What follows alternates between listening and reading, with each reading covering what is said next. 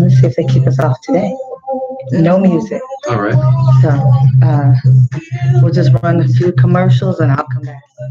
Cool.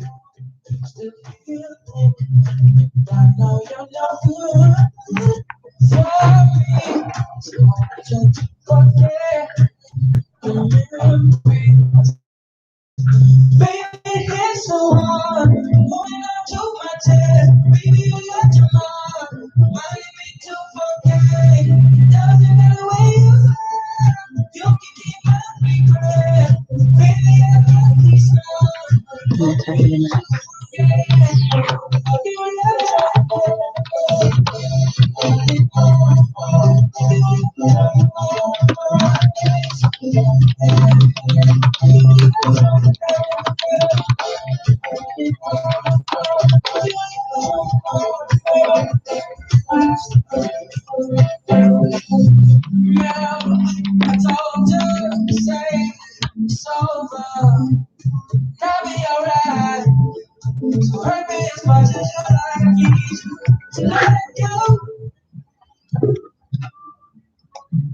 I just don't want the music to go on.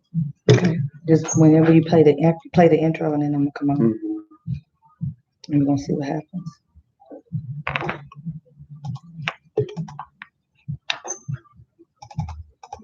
All right, here we'll go.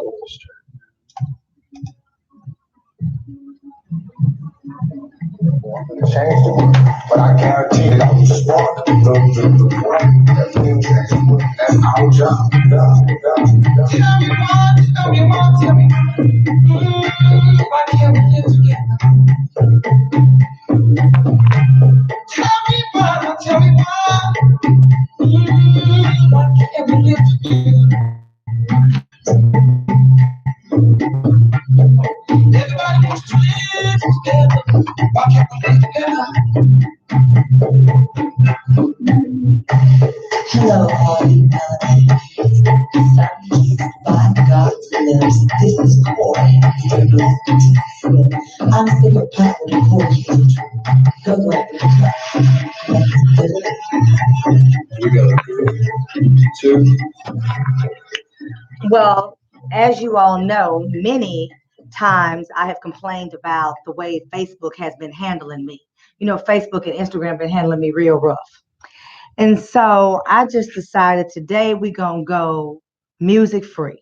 Since I keep getting these messages from Sony and UMG, and by the way, UMG just lost 500,000 titles because they burned up. And I seem to think that the universe is speaking that UMG, they burned up the day after they denied my appeal to the dispute about my show. So I seem to think the universe is working for me and not against me because, see, if you get to ucking around with me, the Most High God gives you something to do. So UMG burned up, and we're still free. No music today. Let's see if Sony, UMG, Facebook, and IG figure out another way to try to stop this sip. I don't believe it's possible. So, I like to follow Twitter from time to time, and I have people that will send me stuff on Twitter. And so Twitter has this thing where they call it a fly out story. Now, this is completely brand new to me because I stopped tweeting when the Trayvon case was going on and the Zimmerman was acquitted. And, we were all on social media. And so I kind of stopped then. So I'm not a Twitter bird, if you will. But every now and then I'll get on there and somebody will send me something. So someone sent me something just this morning that I think bears a little attention. And so it's this thing called Fly Out on Twitter. And so people meet on Twitter, go figure, and they actually hook up.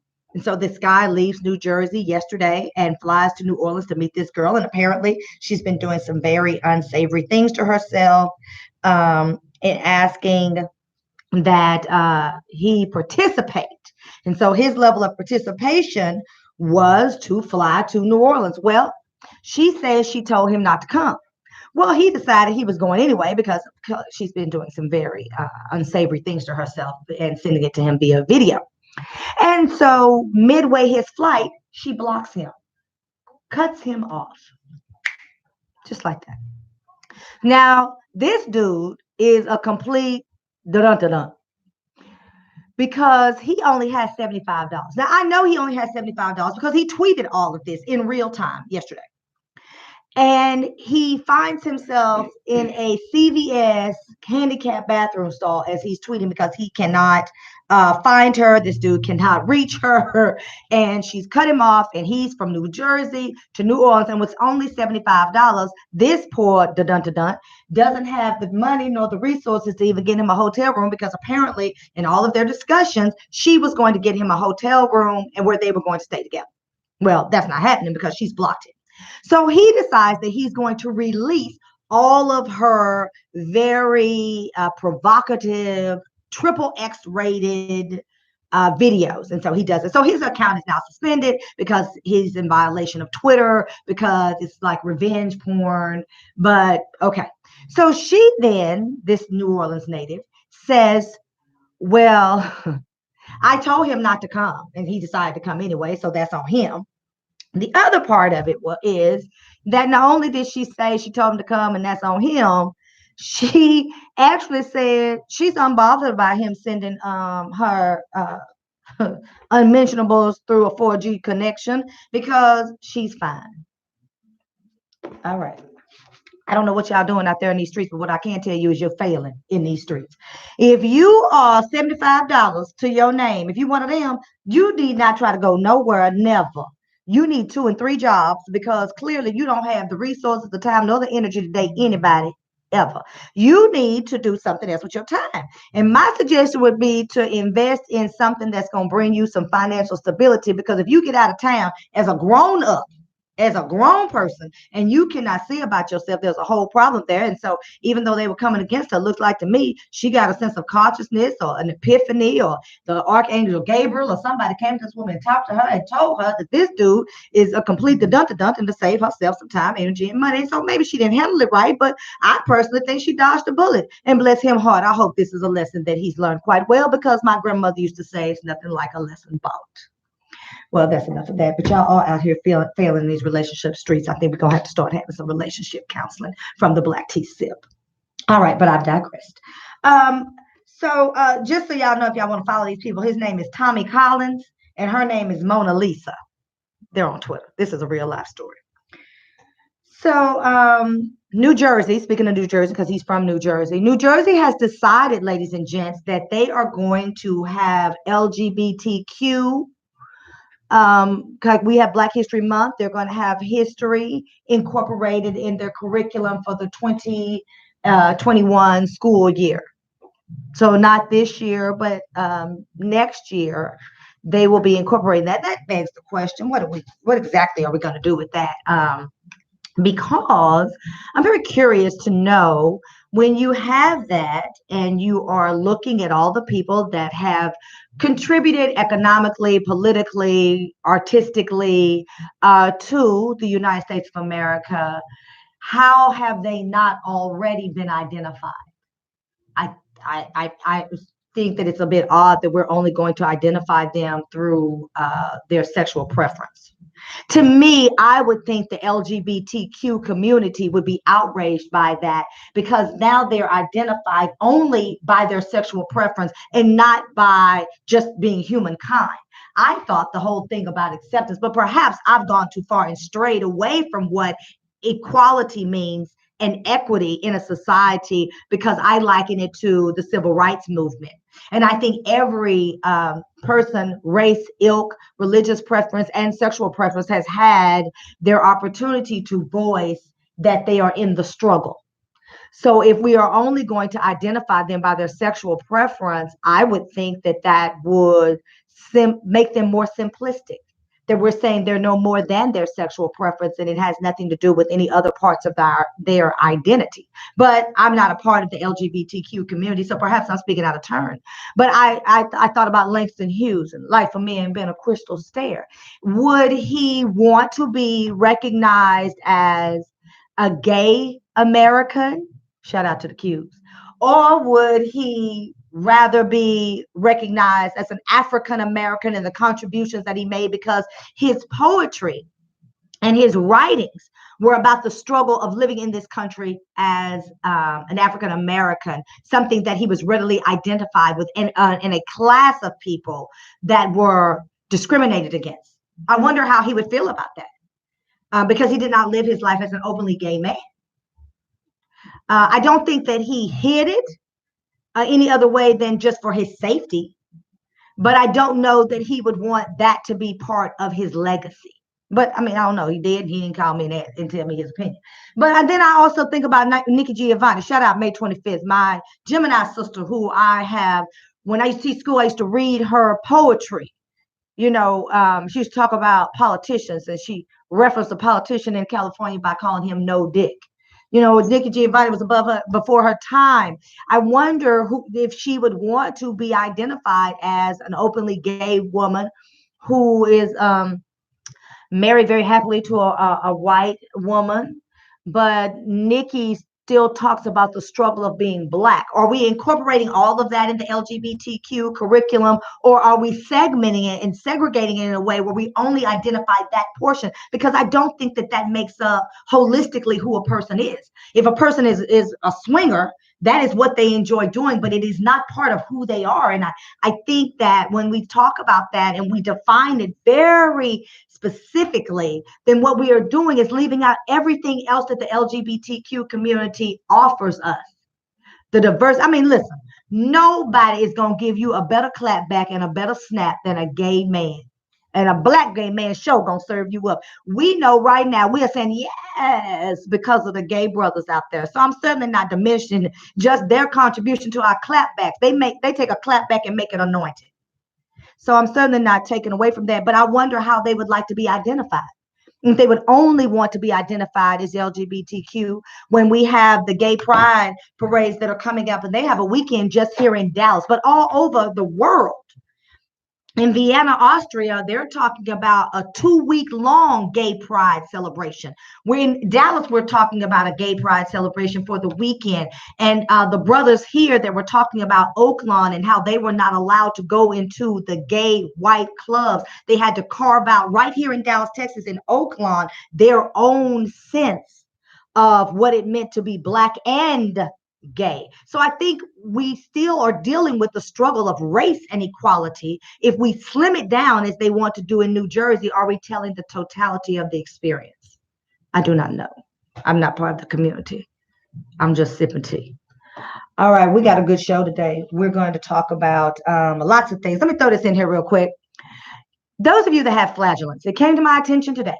If you have stinky flagellants, you can now buy some charcoal. This is not a commercial, they ain't pay me a dime. I just think y'all should know if y'all out here failing in these streets. If you have stinky flagellants, those of you don't know what flatulence is, it's passing gas. So if you have that in your life and you have some significant other or other people that seem to think that you're a little too taught to be around, there is now a Chinese company that's making charcoal neutralizers, and you insert them in your underpants. It's called Flat D Innovations Charcoal Deodorizers. You know, you can put that in your life. All right, I'm going to take a quick break. No music today because I'm tired of Facebook and Instagram shutting me down. They're saying it's the music. Sony is telling me, Sony is accepting my disputes, but sometimes it takes up to 5 days. This last time it took 7. UMG is denying my disputes. I've been accepted every time, but this last time I was denied. I've been tweeting it. I've been talking about it on Facebook. I think this is a censoring of the conversation, of the content of this Sipping Power, the Poor Truth. I don't believe it's about the music because they didn't do that to me in the beginning. And I played music in the beginning. But, you know, like my grandmother used to say, notwithstanding, we still gonna sip power. I'm still gonna pour truth. And I'm gonna do it today with no music, and let's see what happens. I'll be right back in a minute. Y'all stay with me. Go grab your cup. I'm gonna fill it up today. I'm feeling good. It's Friday. Hi, this is Tammy Campbell, founder of The Girly Shop Teacher. Girly Shop Teacher Let advances me the rotate your knowledge microphone of because it's kind construction of off to the education side. to There boys and girls through STEAM, that's science, technology, engineering, art, and math. Schedule The Girly Shop Teacher for your STEAM projects, after-school programs, Girl Scouts, Boy Scouts, church events, and any other events you have in mind. The Girly Shop Teacher is changing instruction one girl at a time. Find us online at girlyshopteacher.com or Facebook and Instagram, Girly Shop Teacher. Special thanks to Charles and Alma Jones for their generous donation to help further the education of girls and boys through Girly Shop Teacher programs. Hello, you beautiful melanated people, ladies and gents, sun-kissed by God's lips. The Black Tea Sip is on Fishbowl Radio Network every Friday from 11 a.m. to 1 p.m. This is Coy, and I'm still sipping power to pour the truth. You can join me every Friday from 11 a.m. to 1 p.m. Let's share and examine the Black life experience, and you can call in and we'll sit together every Friday from 11 a.m. to 1 p.m. in the Gray Bone. Stay black, stay powerful. I can't wait. On FishbowlRadioNetwork.com. Jump in. All right, and we're back. We don't have any music, so I brought my cup. Hey, you can see my cup. It is absolutely adorable. Shout out to Ashton McCoy, one of my sorority sisters. She was dating my brother, and she would say I was mean to her, but you know, everybody deserves a little something, something from Coy every now and then. It builds character. But see how cute my cup is? It's absolutely adorable. Ashton can create something for you. I'm going to put her link on my website because this show is also about the empowerment of entrepreneurship, and we want entrepreneurship, not entrepreneur. So shout out to Ashton McCoy, Black Tea Sip, and we can make it available. I also have a mug. People have been asking me. I'm sorry, I have not set up the store. I've been too busy fighting with Facebook and Instagram trying to keep my show on, but I am going to get it done. The mug, it's all black. You pour something hot into it, the black phase, and you can see the logo and the shirts. And I know, Patrice, I know before you even start, I know. I've got you. All right. So Chick-fil-A, do y'all remember back when Chick-fil-A and Hobby Lobby were saying they were not going to serve, Chick-fil-A was saying they weren't going to serve gay individuals, and Hobby Lobby didn't want birth control pills, and it became a thing. It was like a big thing. Well, there has recently been legislation signed by Governor Abbott of the state of Texas that you can donate to whom you would like to donate as far as religious organizations, these 3K organizations that are discriminatory, prejudice, hateful. They can do that per Governor Greg Abbott. And Chick-fil-A can now withhold a chicken sandwich for somebody based on who they sleep with. Who gives a damn? So I think that's ridiculous. You know, your chicken is so special, you're going to keep it just for heterosexuals. So if you are gay and you would like a Chick-fil-A sandwich, just go through the drive-thru. Now, problem solved. See how we do? We solve problems on this show. Let's talk about Trump for just a minute. The orangutan in the Oval Office and the three-ring circus that we call these United States. You know, somebody asked me, why did I call it three-ring circus? Well, because an orangutan is running the show. That's obvious.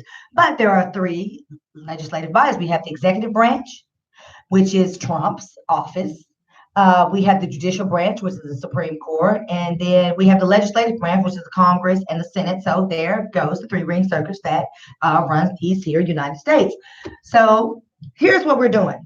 We've got Trump, who has violated, well, let me put it this way. People in his administration have violated what they call the Hatch Act. But this is not new. This is happening every day. So the Hatch Act says that if you work in the executive branch, which is Trump's office, the White House, you work for the president, you cannot engage in political speech. It's like a no-no. You're not supposed to do it. Well, Kellyanne Conway has been doing it. And so the Office of the Special Prosecutor, which is a federal agency within the United States in this three-ring circus, they are saying that she has violated it time and time and time again. And she should be what? Terminated, fired, kicked out. And Trump, of course, is saying, I'm not going to do that. This is free speech. Well, that's because Trump doesn't really know what free speech is. Because, see, let Trump tell it. He could call fire in a crowded theater. Well, you cannot do that. You cannot yell fire in a crowded theater because people can get trampled. It incites people to do things that may cause harm to other people. So that there are restrictions to free speech. So you have this orangutan. I say it's orangutan because he's orange, and the only thing I can think about is orange and has that hair is an orangutan. I think I am making very good analogies. Correct me if I'm wrong. So we have the orangutan running the three-ring circus that we call these here in the United States, and he's defending Kellyanne Conway and saying to the special prosecutor office they are wrong and they don't have a clue as to what free speech is. So Trump doesn't trust anybody in any level of United States governing other than his core team. That's a problem. That's a problem that no one is willing to solve. You've got Nancy Pelosi that's saying the Senate is not going to impeach him. And so we don't need to do that. We will further divide the country. I don't know that our country can be any further divided, to be honest. I don't see how it's possible. But I mean, again, maybe I just have very nominal, limited views and understanding about possibilities. It seems to me that we're as divided as we're going to be. You got Chick-fil-A withholding chicken sandwiches in the great state of Texas, legally. Oh, by the way, when he was signing this bill that was not publicized, Governor Abbott, he also signed a bill that little children can now have lemonade stands without interference. I think that's wonderful. So there are some good things that are coming out of Texas. I've digressed. So you got Kellyanne Conway say he's not going to fire her because she's willing to spin any story, any lie. Sarah Huckabee, his press secretary, she is tired of spinning every story, tired of spinning every lie. She is leaving the White House, going home to Arkansas, and she wants to be the governor of Arkansas.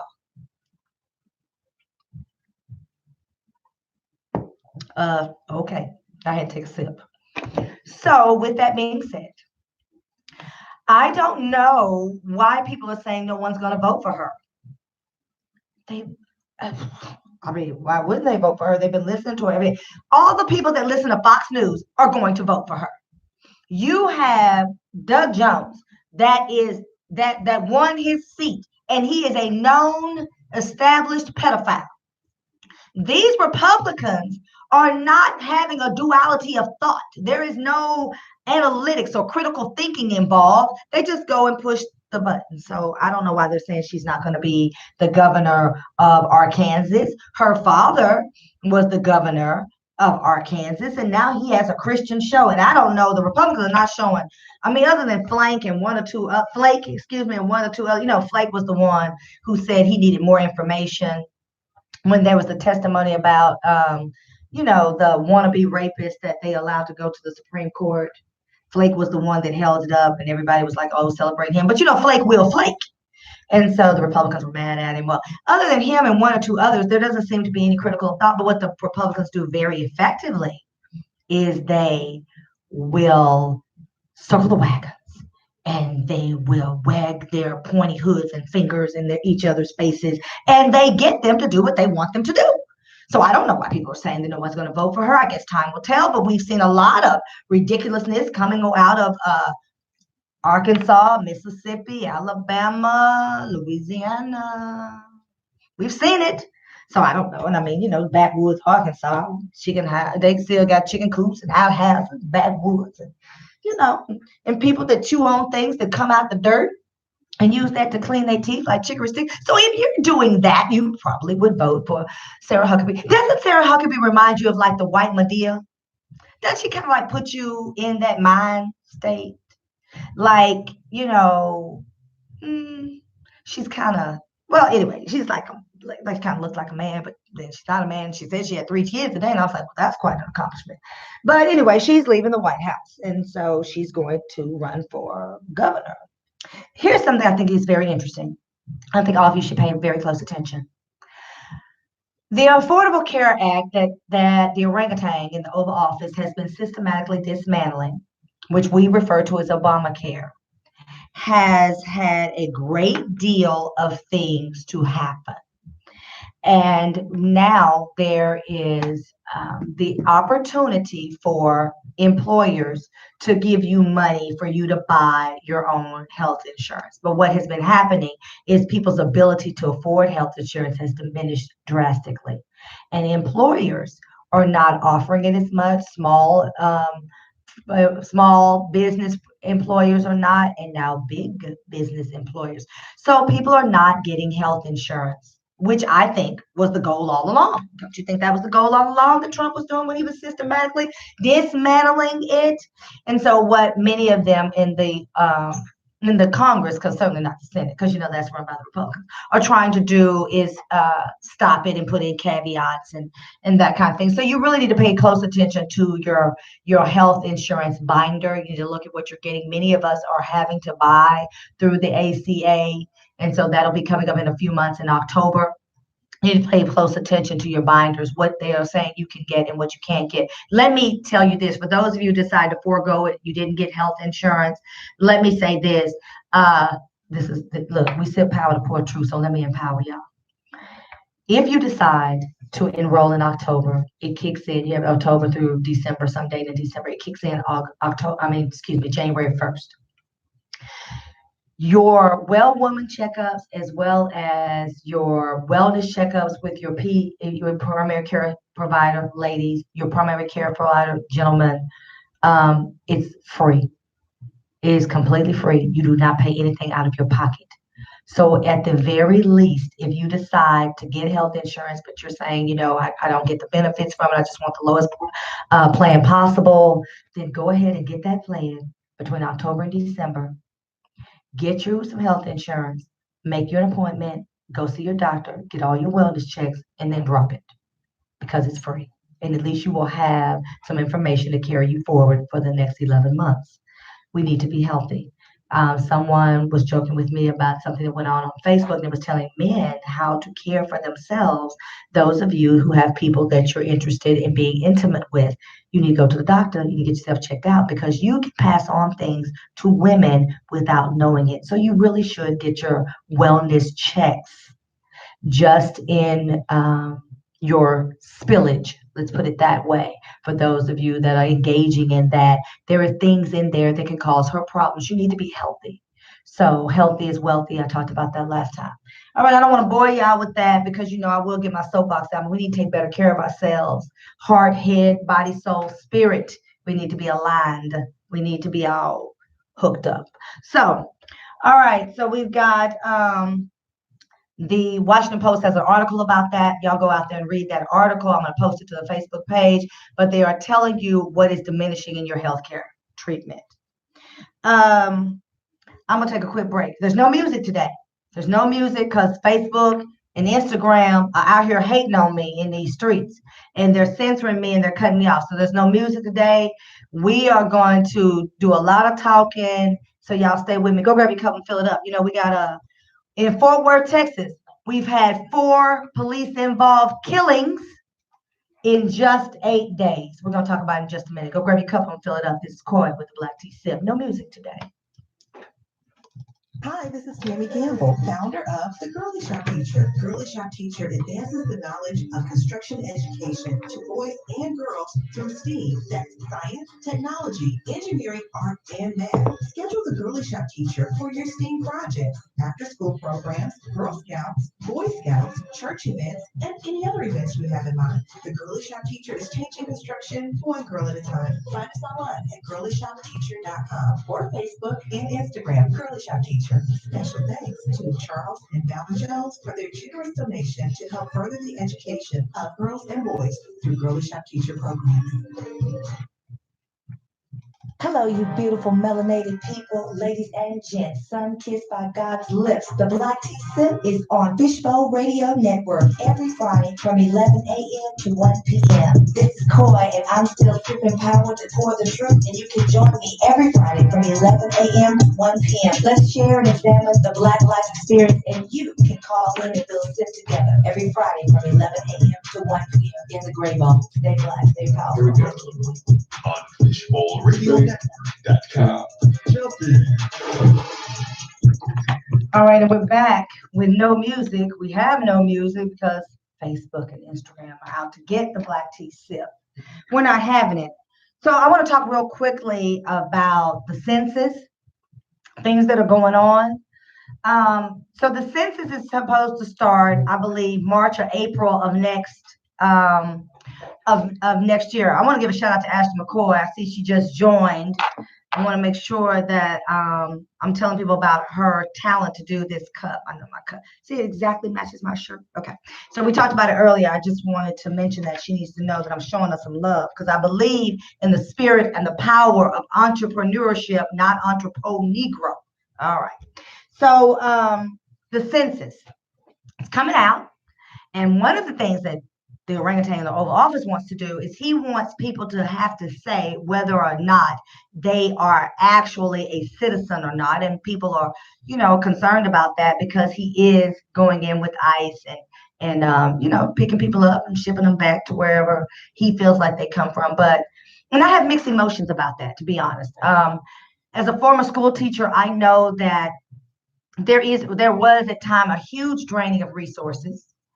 You have children that, for teachers in particular, this is one of their complaints, the children where English is a second language and their English is not the best. It's hard for them to translate what they're reading, especially on a standardized test, and how to get it to paper for the test. And the teachers are basically judged financially or whether or not they keep their job based on how well the students do. Okay. So then what we need to do is okay, I thought I lost y'all for a second. So what we need to do is, have greater ESL training and that kind of thing. And that has happened. But the other thing is you have kids that have never lived anywhere but here. They came over with their parents. They are undocumented, but they came over as children.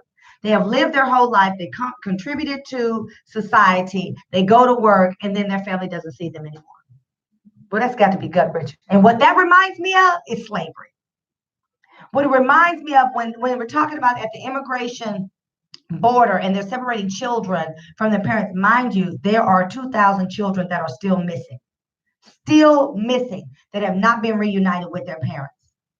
Many of the children, over half of them, have reported being sexually assaulted while they were there at the border, separated from their parents. I think that's important to note. And the other thing that I think is really important, I'm sorry, I'm seeing glitches. I hope y'all are not, but I'm seeing these glitches and I'm noticing that people are popping in and popping out. So I told you Facebook trying to get me, and there's no music today. So, all right. But I think it's important for us to really think about this. And I have a duality of thought because that reminds me of the stories of slavery. Children being pulled out of their mother's arms to be sold on the auction block. Fathers being stripped away from their family to be sold to another plantation. That is all I can think about. And maybe it's difficult for me as a Black woman, but my great-grandmother was half Mexican. So with that being said, I have this duality of thought when it comes to the Hispanic community, when it comes to the African American community, because my great-grandmother had to deal in both worlds. And so it seems to me that we need to really give a lot of thought to both sides of this coin. But I've digressed. Census. The census, they want you to tell, how many people are in the house, your race, your religion, all of that. And then they use that information. You say, well, how are they using it? So glad you asked. They are using it to redraw and redistrict the lines. Now, you're saying, well, what does that have to do with it? It has to do with voting. And you were saying, okay, here she goes. She's going to rant about voting. You're absolutely right. Ding, ding, ding. Winner, winner, chicken dinner. I am going to talk about voting. And I'm going to talk about how they try to get you with voting. I'm going to talk about how they attempt to stop you from voting, how they want to fix it. So there is a man that they call the guru. Let me get my notes from you. He's trying to fix it. So if you've lost me, then you won't hear me, right? But stay with me. That's why I tell everybody to go to YouTube. YouTube, you'll have me. So his name, the guru, Thomas Hoffler, files were recently found by his daughter. His daughter turned them over to a group, a watchdog group. But what he said, and I quote, was at a national convention of state legislatures in 2020. He said, usually the voters get to pick the candidate, but with redistricting, the politicians get to pick the voters. He said it was the only way to legally steal votes. The good old census of the United States of America. So when you fill out that form and when you are telling them all of your information, what you are really doing is telling them how to draw the line so that they can disenfranchise you.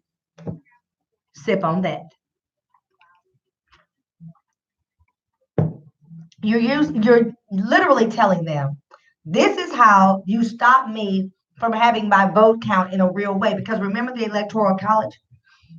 So there has to be enough votes within a particular precinct that makes up so many precincts within the state that then becomes the Electoral College. And so it doesn't matter what the popular vote is, the Electoral College vote is what counts.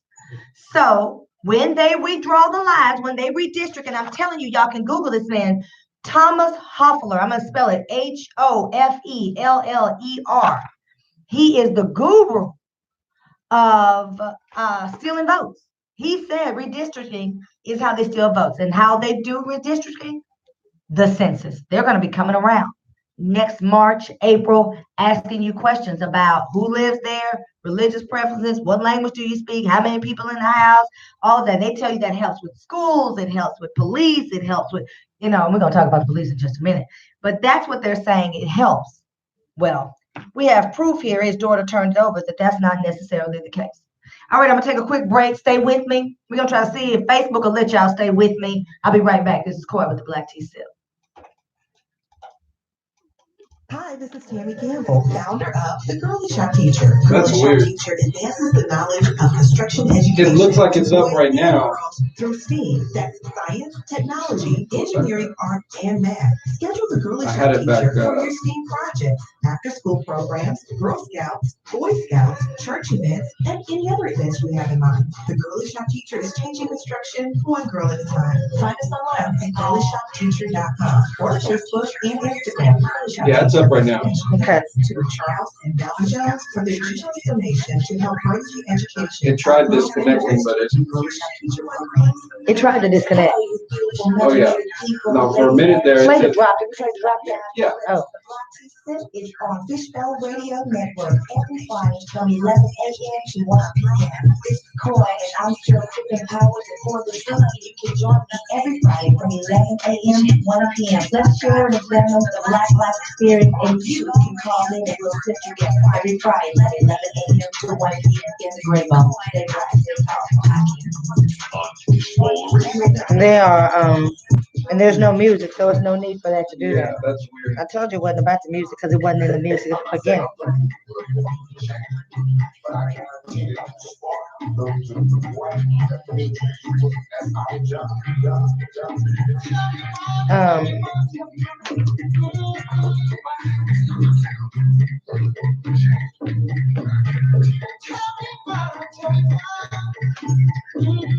Yeah, so for right now, I mean, everything looks good. That's weird though. For a little second there, it did say broadcast interrupted. I don't know why though. There's no music Yeah. unless they're trying to do something with this. No, but this is, you Right. said someone you know made this, right? Right. Yeah, they can't mess with the, yeah, that's,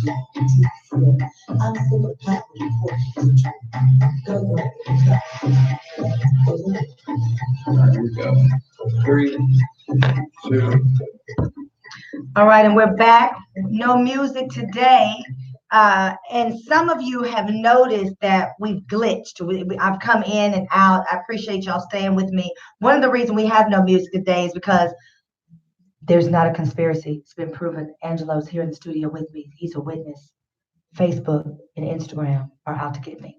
So I said before that We've got Sony and UMG, and they're trying to tell me that I don't have permission to play the music on the show. So sometimes we played Tupac, we played Scarface. I mean, we played Jill Scott, whoever. We played NDRE, played an array of music here, and they have told me that I don't have permission to for the show.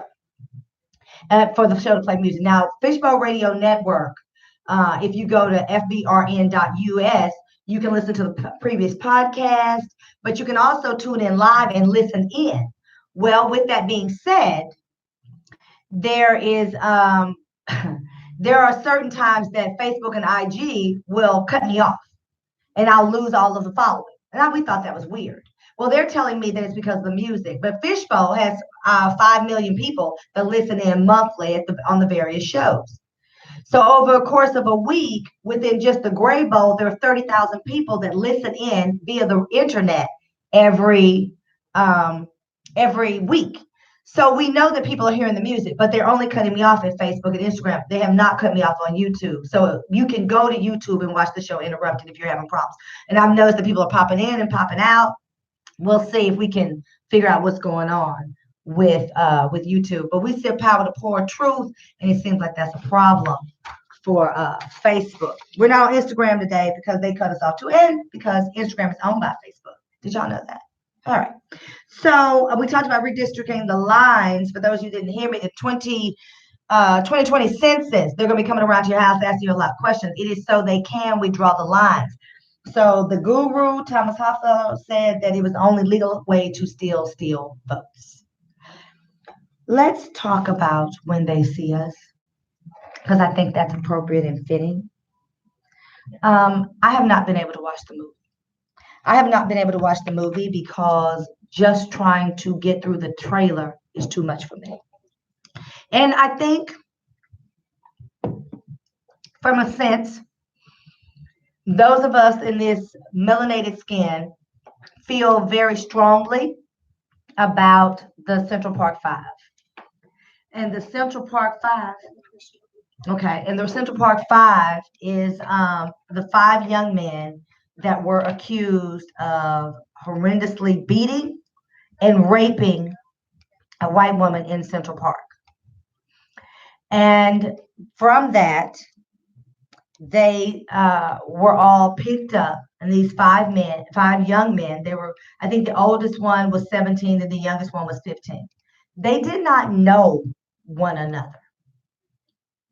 So you take 5 men, I'm talking like the media would want me to, and I certainly don't want to help them disparage or disenfranchise us. These young men, young boys and teenagers, let's use that word because they were teenagers, were all picked up by the police, and they were lied to. Now the Supreme Court says that you can, in fact, lie to someone to get them to confess. So the Supreme Court of the land has said that is possible and that you can, in fact, do that. Okay. With that being said, they took these 5 young men and they basically terrified them, terrorized them, persecuted them to get what they wanted. And many of them kept saying, I didn't do it. I couldn't have possibly done that. And basically no one believed them. Well, that's most unfortunate. And that's most unfortunate because they spent 30 years in prison for a crime they did not commit. So prison for teenage boys is basically a death sentence. So their ability to stay alive, to endure all of the hardships that When They See Us details, is miraculous in and of itself. And we have many people now with the Black Law Student Association, in particular with the Columbia University, which is an Ivy League school. In 2012, BALSA, as we call it, the Black Law Student Association, asked for the firing or resignation of, her name is Elizabeth Lederer. Like, doesn't that kind of sound like letters like KKK. I mean, I'm just saying that's what I think about. I think a lot of letters. So she has built her career um, on being able to springboard from persecuting these young men. I like what Ava DuVernay said, the director and creator of this miniseries, When They See Us. She said they stepped on the souls of these young boys. And the truth is, you can't come back from something like that. Honestly, it's very difficult to rebuild your life after it's been stolen from you, been taken from you. It's very difficult to rebuild your life. However, many do because they have no choice. Because I like to use the old Native American saying, my dad's side of the family is Native American, says that they tried to bury us, but they didn't know we were seeds. We will grow even when you bury us. We find ourselves planted in rich soil, even when they don't realize we are, and we grow. And so, with that being said, I have not been able to get through When They See Us because I can't even get through the trailer because I'm the mother of two beautiful Black boys, the daughter of a fantastic, phenomenal, incredible Black man. I have four Black brothers. I got Black homeboys that have nurtured and cared for me and built me to be the woman that I am, who I think about how brothers must feel. And I think about how we need to tend to them and then what we need from them. And I think that is a totality of the experiences that make up my life because I am very conscious and aware of how we are viewed and that our brothers have the hardest road to toe, as your grandmama used to say. And so when they see us, really epitomizes the story of these five young men, as I've been told. I told you I can't get through it. But what it also does is tell the story of so many Black boys and men in this country. And it tells the story significantly to a place where we need to pay attention to the industrial prison complex. Did you know in the federal prison system, there's no more so-called Club Fed? That no longer exists.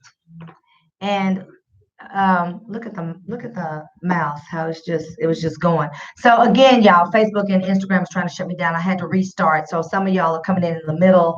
Some of y'all I've lost. YouTube, go to YouTube. Go to the Black T Sip Facebook page because my phone is dying and I don't think I have a charger. So we got a lot of technical difficulties that are beyond what I can do. And it seems to me that they're trying to stop this SIP.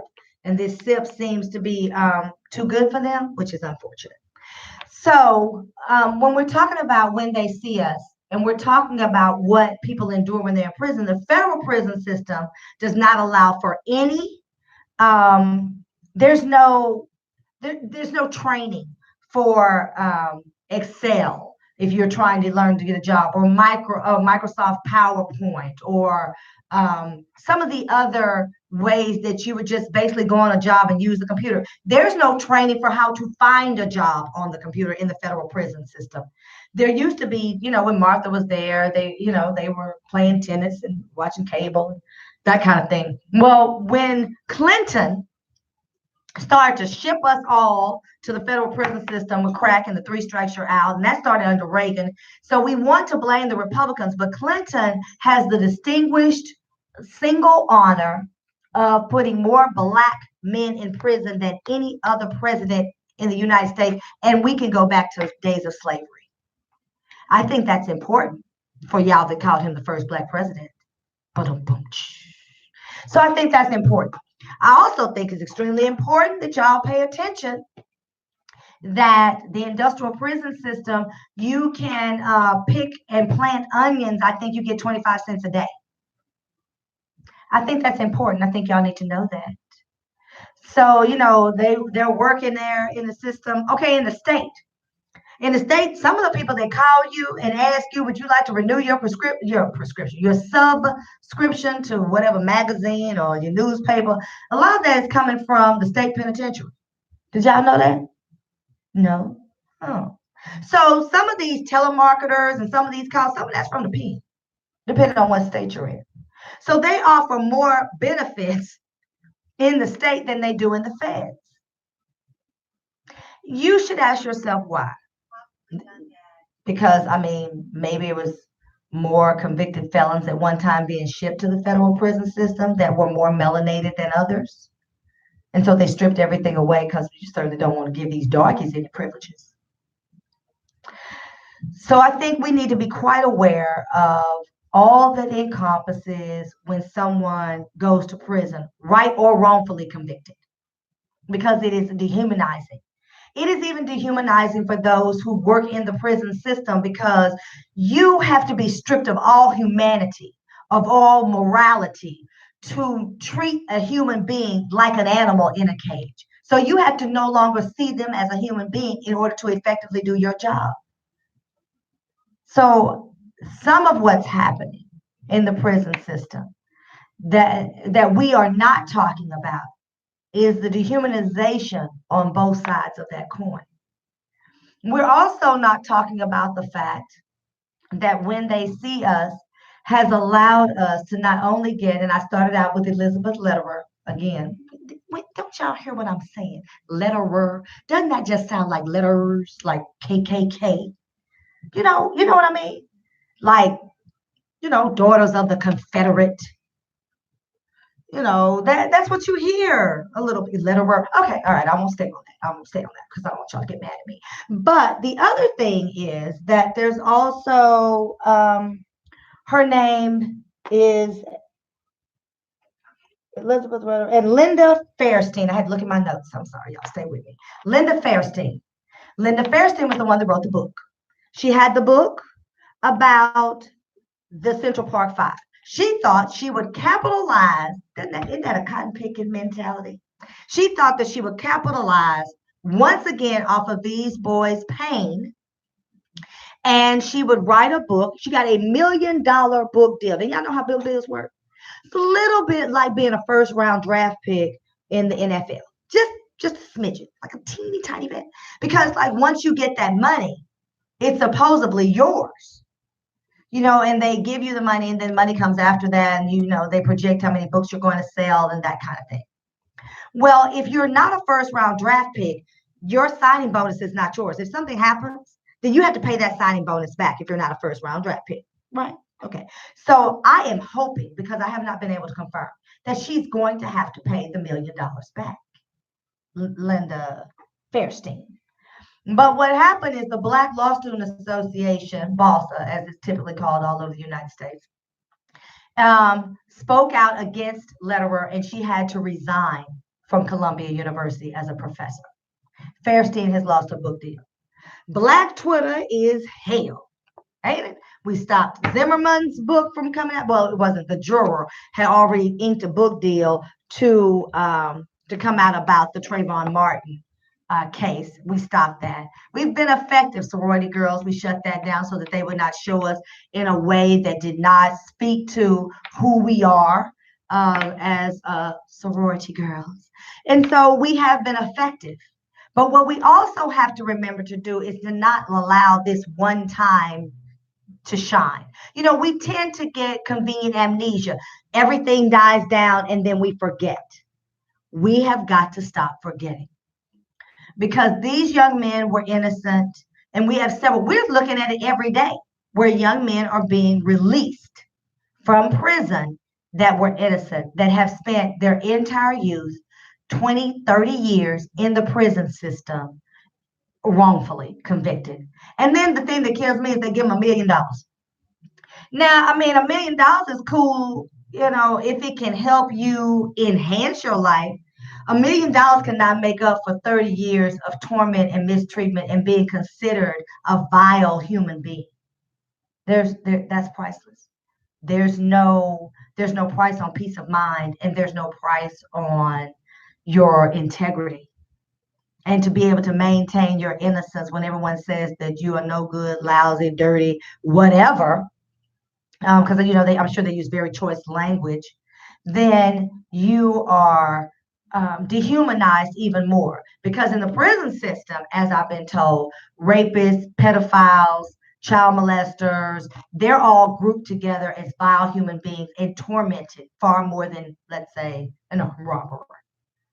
So you put little boys in prison wrongfully, capitalized off of it, made your money, became a superstar for 30 years, and then they give them some bread.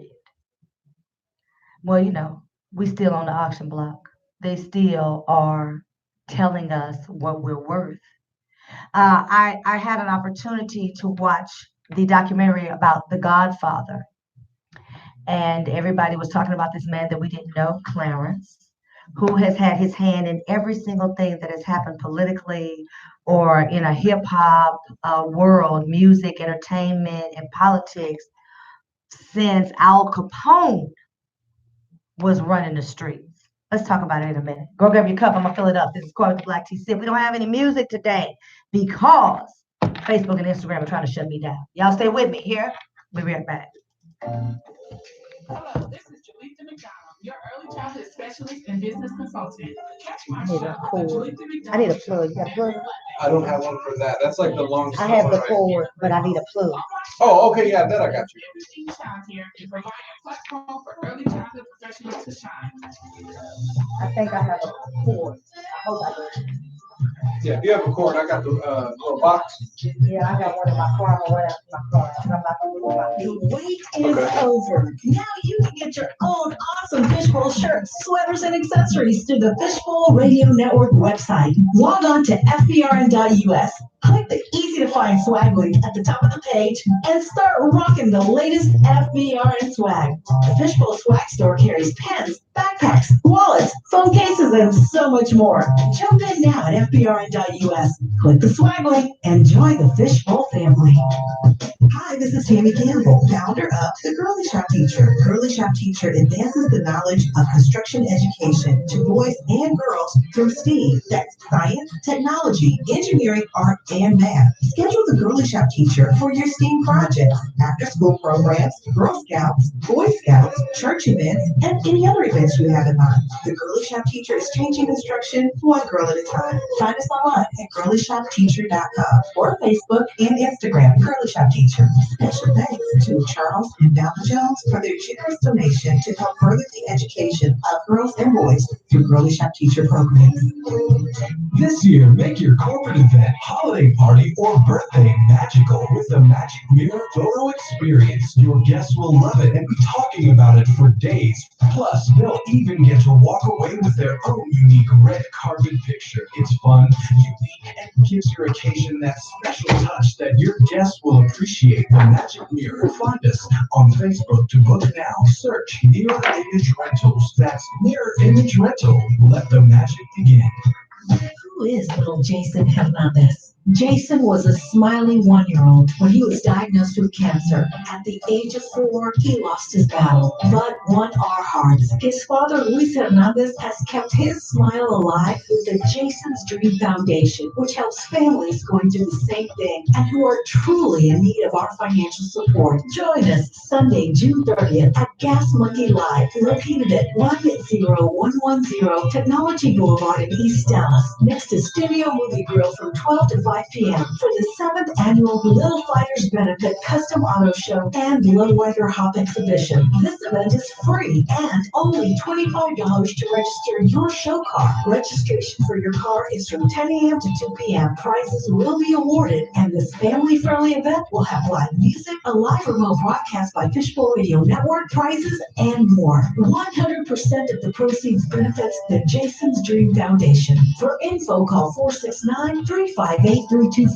or go to jasonsdream.org. Hello, you beautiful melanated people, ladies and gents, sun-kissed by God's lips. The Black Tea Sip is on Fishbowl Radio Network every Friday from 11 a.m. to 1 p.m. This is Coy, and I'm still sipping power to pour the truth, and you can join me every Friday from 11 a.m. to 1 p.m. Let's share the Black Lives experience, and you can call in and we'll sip together every Friday from 11 a.m. to 1 p.m. in the Gray Ball. Stay black, stay powerful. I can't wait. Can you plug it up on the next one? I need to borrow your little thingy. What thing? That looking stand. I left my. Oh, okay. Let me. FBR.US. Don't forget I left mine. I don't know where it is. on your smartphone and tablets. Follow us on Instagram, Facebook, and Twitter at Fishbowl Radio Network. Jump in. I'm not saying I'm gonna move, or I'm gonna change, but I guarantee that I'm gonna spark the flame that will change. That's our job. Tell me more, tell me more, tell me. What do you get to get? Tell me more. I don't know where it's at. Okay, let me try this proper phone up. Uh-oh. Will it stay like that? I can't really see. I'm losing my people. This is Corey. Got it. Cool. Thank you.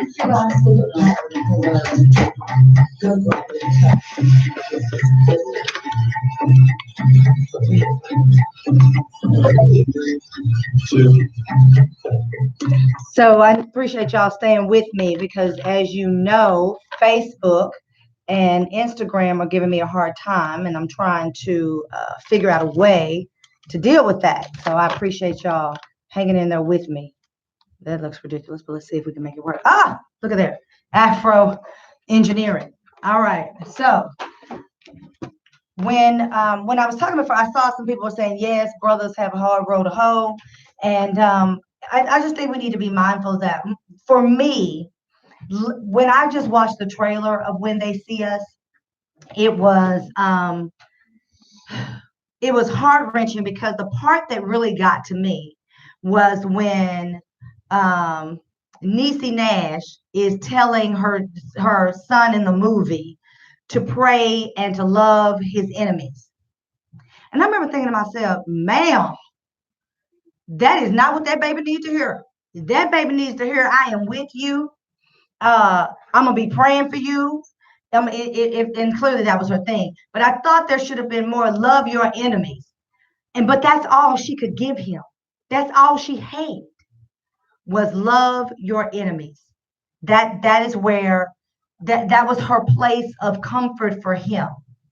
And these young men stayed in prison for 30 years.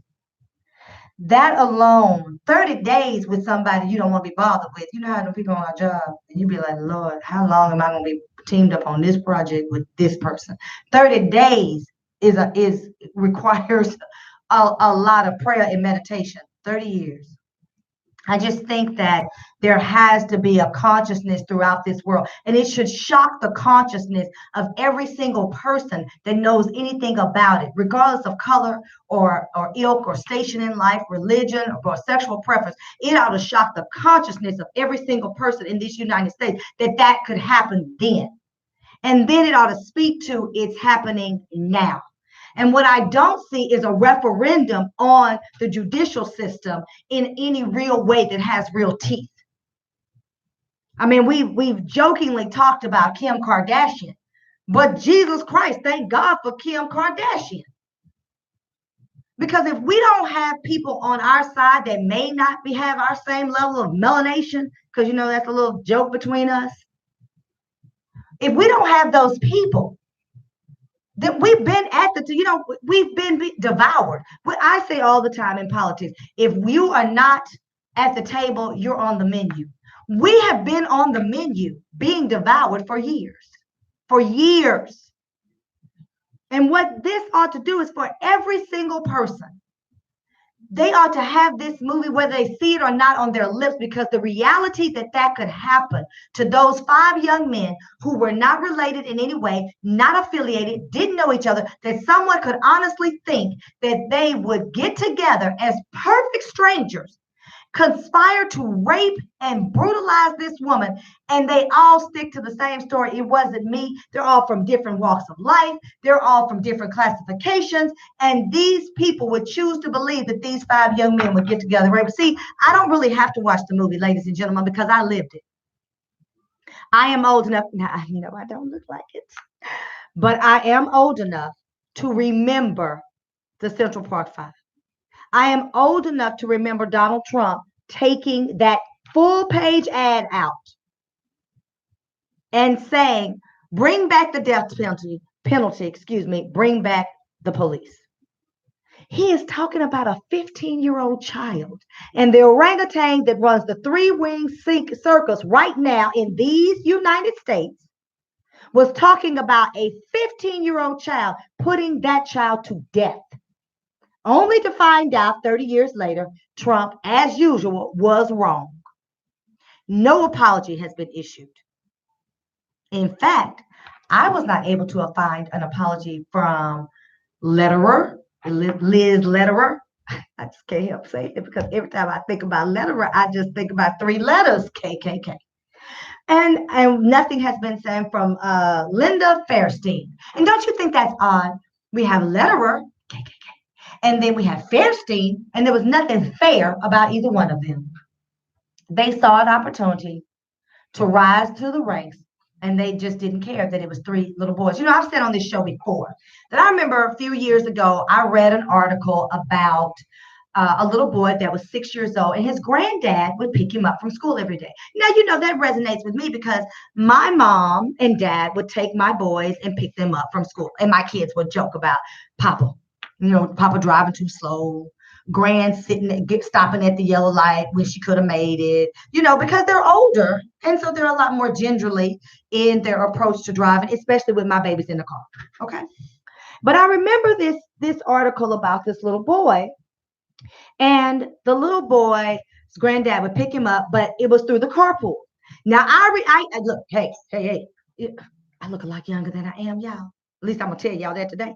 And that carpool thing, you see, really, I'm old with little kids. And that carpool thing, a little bit of that gravy run all over my plate. I can't hardly handle that carpool situation.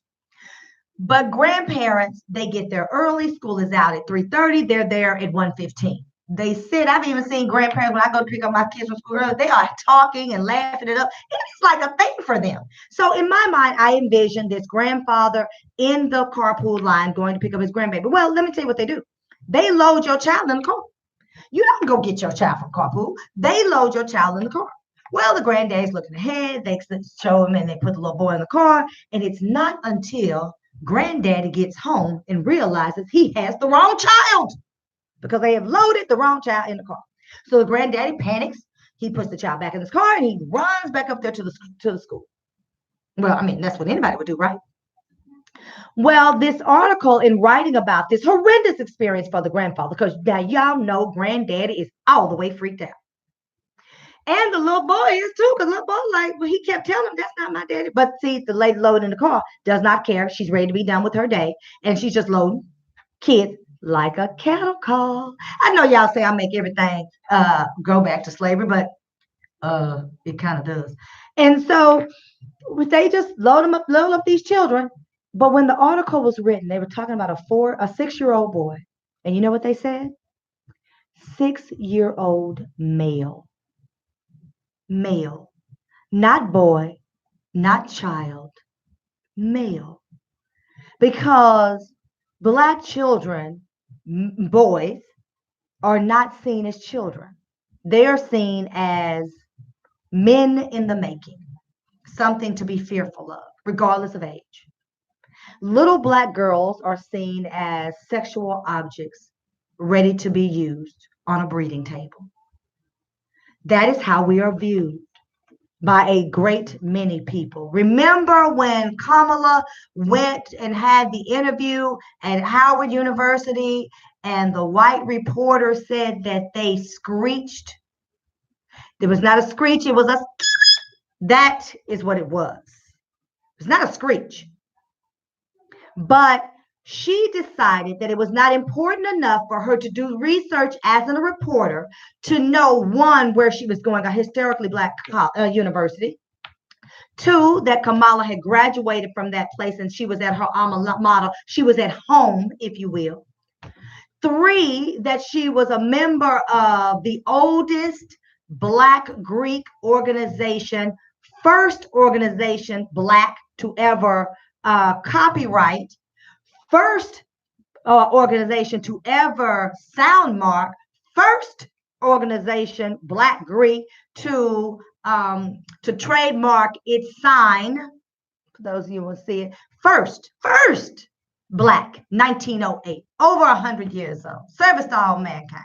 I could get on my soapbox about it, but a few years later, we got Delta Sigma Theta. This is not an uncommon thing in the Black community. You're going to a Black school, you're talking about a Black candidate running for president. Never before has a Black woman no, wait a minute, hold on, wait a minute, let me get it right. Never before has a woman successfully campaigned and made it to the presidency, but now we have a Black woman running. So never did she think that any of that was important, just to sit up there and say we screeched before she came out.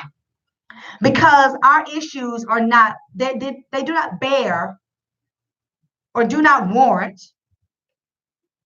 anyone else to investigate them enough to know what they're talking about. They can say whatever. And so I'm saying that to say that when they look at us many times, now I'm certainly not grouping all white people in this.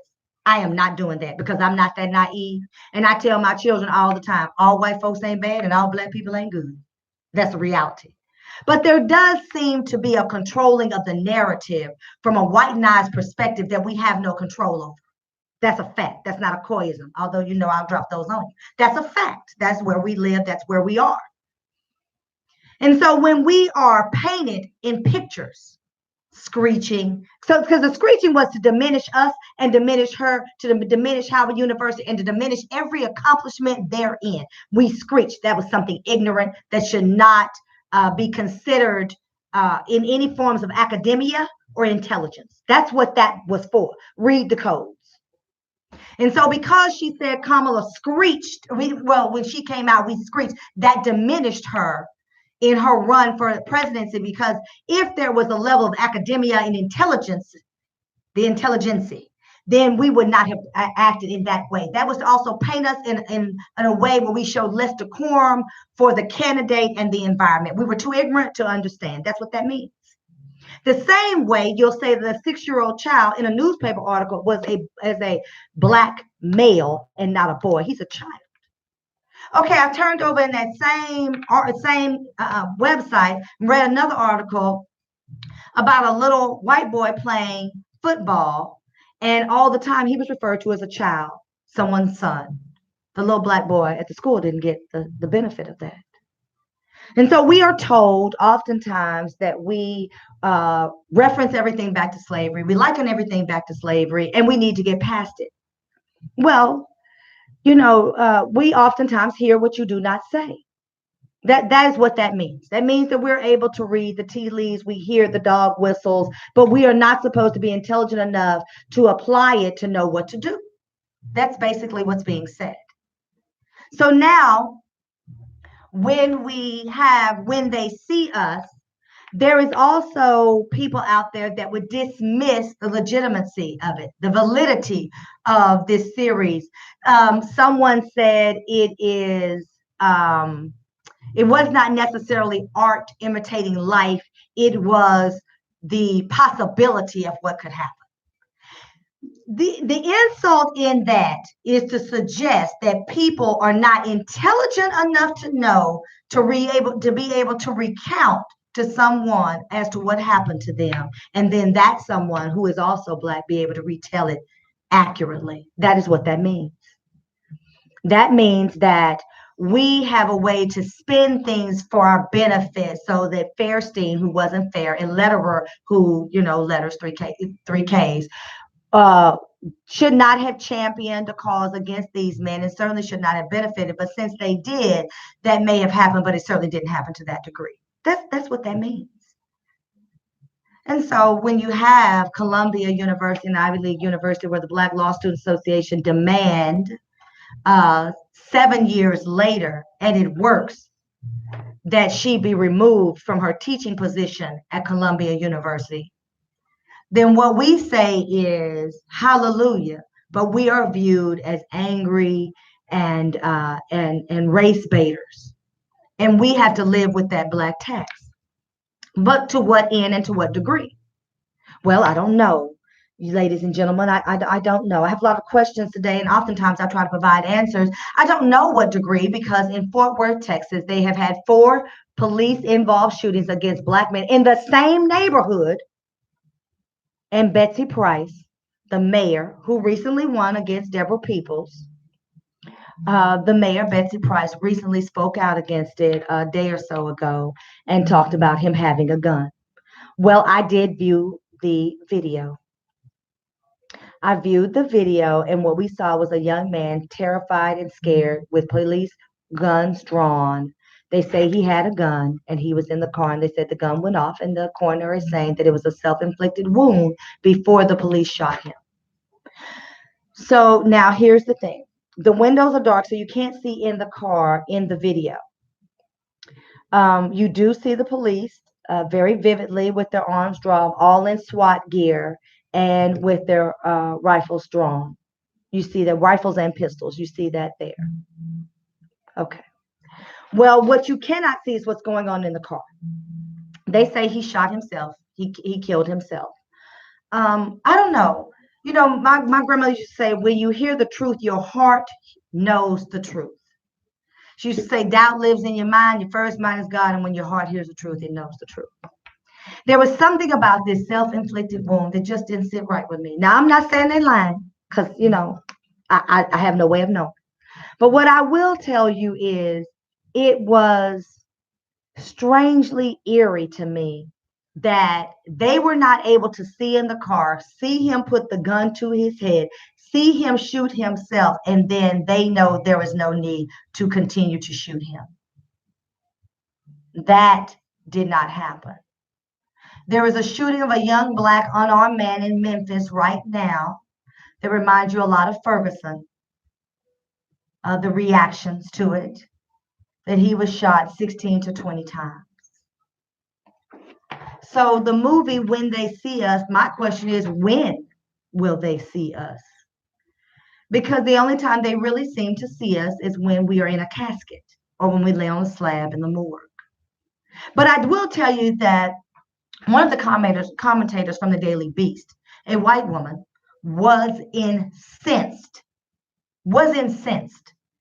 and was really ticked off and was talking about, no, maybe he shouldn't have had a gun. But did that warrant shooting him 16 to 20 times? Well, the question is no. Because what we do have quite regularly is a white man who's brandishing an assault rifle, who may be a little bit scuffed up when you see him on the perp walk, but he's alive. In Fort Worth, Texas, they said that they were there to basically collect him on a warrant, and that he ran. Well, I mean, you're the police. You ought to be used to people running from you. People who are innocent run from police. So that's not something that's out of the norm. Sitting in a car terrified and not wanting to go with the police, and you've got 10 officers holding their gun on you, is terrifying. What I think is very odd is that they knew he was in the truck, but they couldn't see him, because they would not have been able to see him, because that's the only reason why they would have shot him, right? If they didn't see him put the gun to his head and shoot himself in Fort Worth, Texas. You know, the other thing that happens is they have these Facebook posts and things that they'll pull from your archives, and they'll show you in a particular light. They never show the men with their children. They never show the men escorting their mothers to church. They never show them, you know, embracing someone who needs a hug. They don't show them at, you know, PTA meetings. They show them, you know, in a hip hop kind of way, with, you know, holding a pistol or, you know, gun. Now that's not a us thing. That's a people thing. Well, it's a stupidity thing. I give you that. But if we don't have a monopoly on money and guns, I don't understand why we are lambasted for feeling some kind of way when people come in our communities, shoot up everything that moves, and then leave us to pick up the pieces. I don't understand these colored folks, like this boy who took his YouTube video down. I don't understand colored folks to get out there and say that When They See Us was not a real something. I find that to be very disturbing. But I understand he took it down. I tried to find it on Twitter. Someone sent it to me, and I was like, surely he just, maybe he's doing that, and he's doing like a spoof of it, and he's simply saying, no, it couldn't possibly be real, and then draw all the delineated lines to how it is real and how it affects our community. That seems not to be the case. So when we speak out, we have very auspicious media platforms like Fox that will say that it's an over exaggeration and that the president did the right thing at the right time and all of these kinds of things.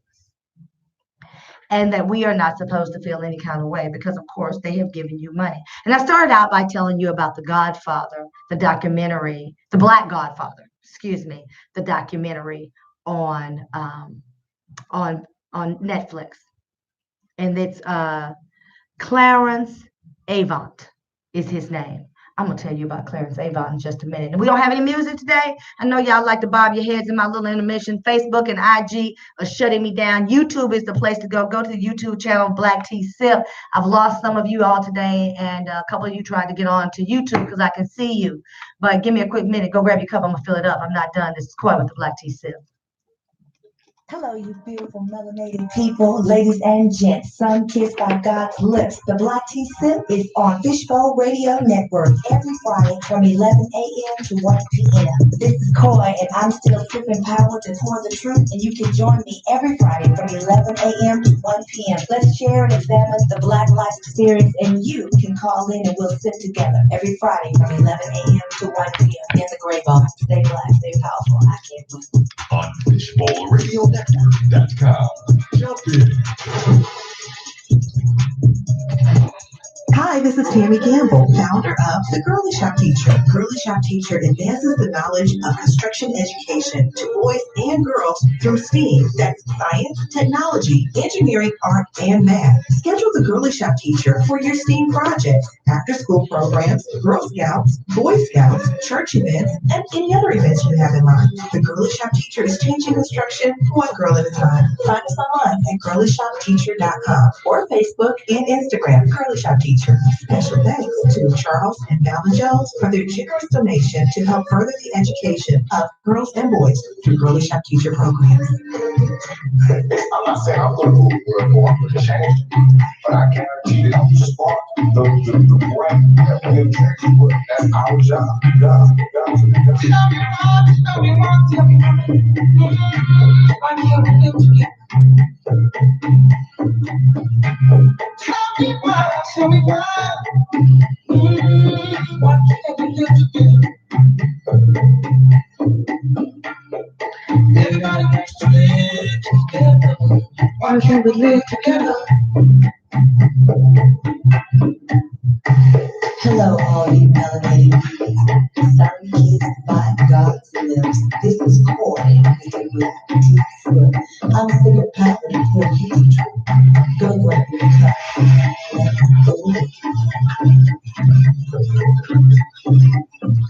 So we were talking about when they see us, and I was telling you before the break that I have not been able to get through it because I can't even get through the trailer. And we've had some shootings in Fort Worth. I said earlier it was 4 in the last 8 days in the same community. There's recently been a shooting of an unarmed Black man in Memphis. That community has been traumatized. I say all the time, I think we all live with a certain amount of PTSD from what we are just seeing about how we're being treated. I liken the effects of what we see in the media and on the news to very much of how our ancestors had to deal with slavery. We find ourselves having to rise above that in our consciousness just so that we can exist in our everyday lives. And so, again, I say all the time, they tried to bury us, they didn't know we were seeds. We grow regardless. And we have to continue to grow. And I think that when they see us is an opportunity for us to have something tangible to report back to. But I left talking about the Godfather, Clarence Avant. This Black man was working in the clubs in New York, in Harlem. And this has been a little bit of a spoiler alert if you haven't seen it, but I'm gonna paint a picture for you. I'm not gonna give it all away, but you should watch it. And basically, he was affiliated with the same people that were affiliated with Al Capone. Okay, so this is how long this brother been in the game. And he found himself affiliated with a particular record label owned by a white man who liked him, saw what he could do. Sent him from New York to California, and he got in the movies and represented not only people that were writing scores or music for movies, but the actual entertainers. And he knew everybody. He started putting concerts together. But his sole purpose for everything that he did was to improve, enhance, and promote the lives of Black people. He is called the Godfather because when you get yourself in trouble and you reach a certain level, he calls you, you don't call him, and then he helps you out the trouble.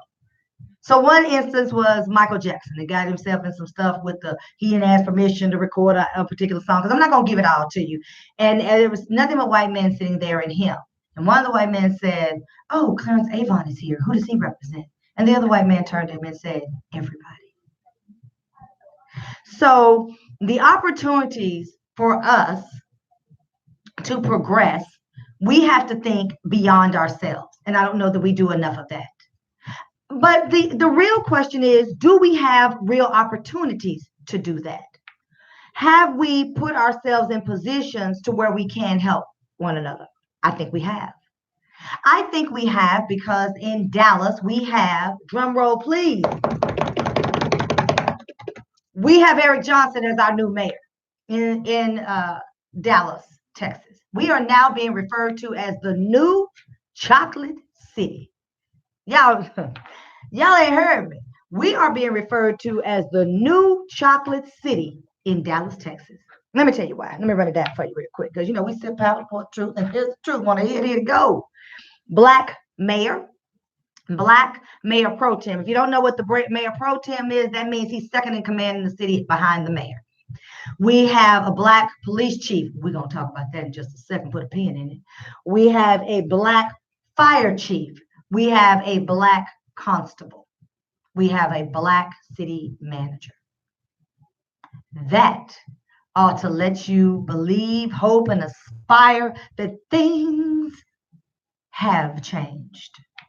We don't need to Sam Cooke to play in the background. Things gonna change. No. We should be singing, the time has come. We should be singing, lift every voice and sing. Heaven and earth ring. We should be saying a new shade come. Here's the problem. We don't know what to expect. You know what people have said? Oh, well, let's see what happens. That's a problem.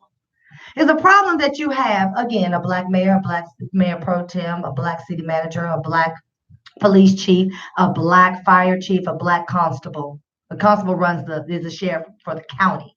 And we have more Black women sitting on the bench in Dallas County than any other county in the United States. The only thing that's second to us is Harris County. They took a page from our playbook. That ought to have Black folks not doing the Bojangles, but doing a hallelujah step. But we can't. It's not time, because we don't know what's going to happen. Because we've been let down by our own so long and so many times. I wish that the truth didn't hurt. And some of y'all gonna feel stung because y'all are out here celebrating in these streets that it's the new chocolate city. Well, Chicago is also called the chocolate city, and they just got their first female Black mayor just now, 2019. And it has been called the chocolate city. We had DC, DC is considered the chocolate city as well. And then, we had a mayor, and he's Black. And then remember, Mayor Barry got cooked on crack. Okay, well, maybe I'm going too far. So we've had chocolate cities before, is my point. What is Dallas going to do? The eyes are on us because we got involved in that Confederate monument mess. And I can call it a mess very eloquently and very effectively because I served on the mayor's task force for Confederate monuments, and I serve on the work group now to recontextualize those things of the Confederate monuments that tell a story other than what we want it to be told. It's called the History of the Lost Cause, is what it's called.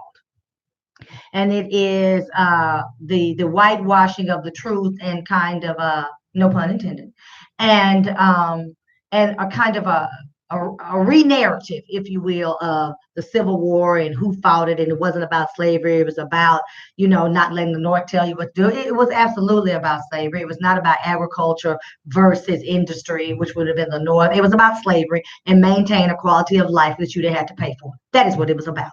Point blank, period. Okay, that's it, and that's all. So when we start talking about Dallas is the new chocolate city, I actually used to live in Frisco.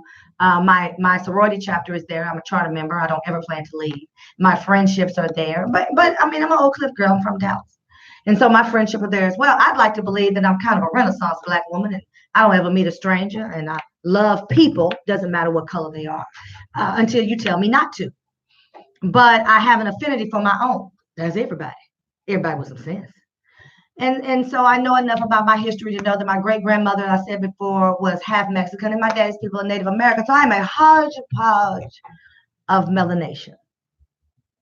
And so because of that, I try to think in ways, in a dual way of life and experiences and what that means and what I can offer and what I allow to be poured into me.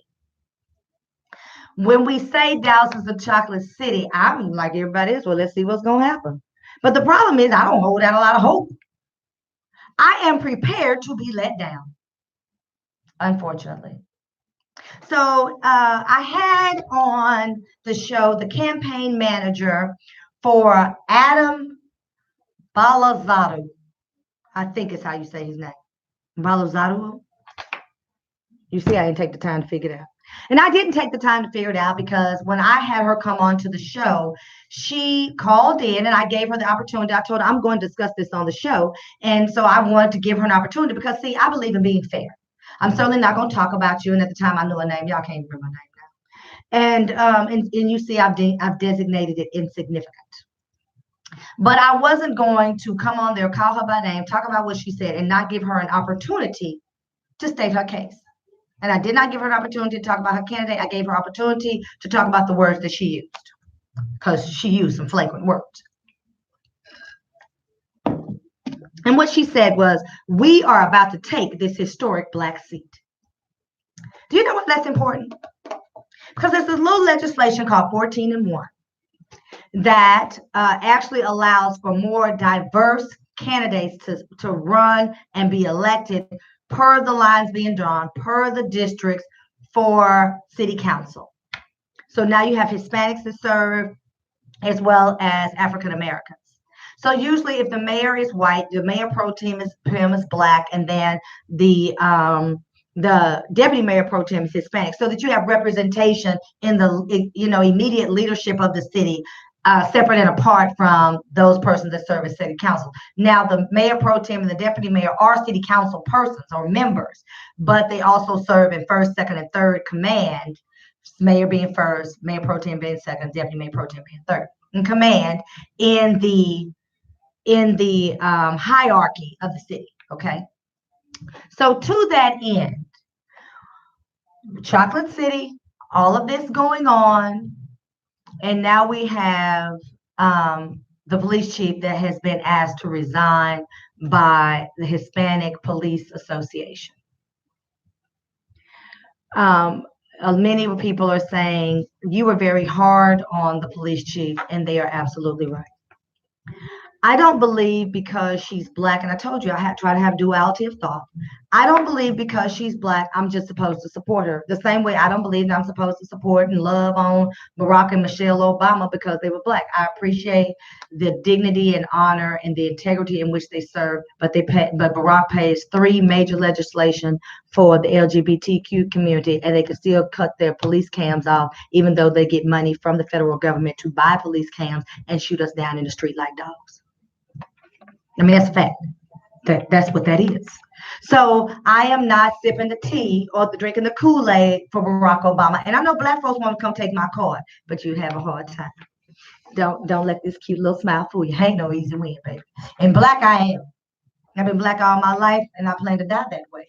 And so that does not mean because I'm black, I'm going to celebrate someone because they're black. I'm going to celebrate them when they are effective and efficient. And my heart goes out to them when they need something. So I say this about Chief Renee Hall.